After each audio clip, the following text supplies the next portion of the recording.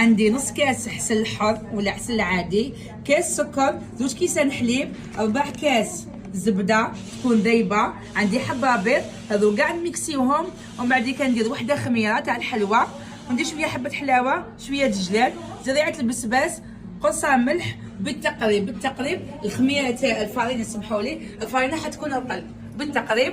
يطيب لنا على 175 درجه، المده تاعنا ساعه غير ربع. هذا الطياب تاعو كيما المسكوتشو، بصح يجي بنين ويجي صحي. هذا نسحقوا لكم في الوصفه تاعنا. يعطيك الصحة شاف وهبة، شاهيناكم في الجنة إن شاء الله. جربوها ورجعونا الخبر. شاف وهبة بإذن الله كل دايما يحط لكم ناجحين 100%. وصفة على 8. ما راكمش تواسيو فيها، ما راكمش تشجعوا فيها على هذيك. قريب تحبسها لكم، أنا راني وصيت جبت لكم وحده لورشه اهبال كيما حبيتوها نتوما على خاطركم.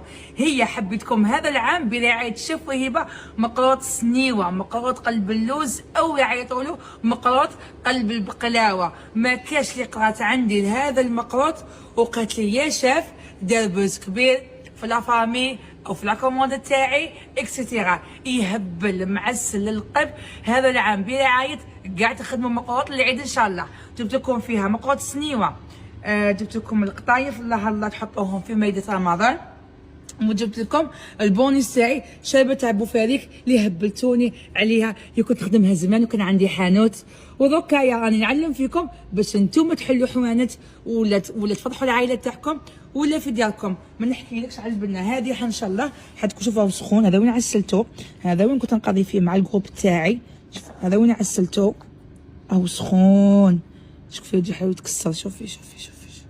شوفي للمقروط تاعي. اسكو هما يجيهم كيما انا ولا لا؟ اللي ياكلوا عندي قولي ولا اروع نمبر 1 شيف وهبه. هذه حتكون 7 جانفي. مرحبا بكم. معسل جوز ولوز وبيستاش، ولا حبيت يكون غير كاوكاو، راني هنا ندعمكم المشروع تاعكم للاخر. مرحبا بكم.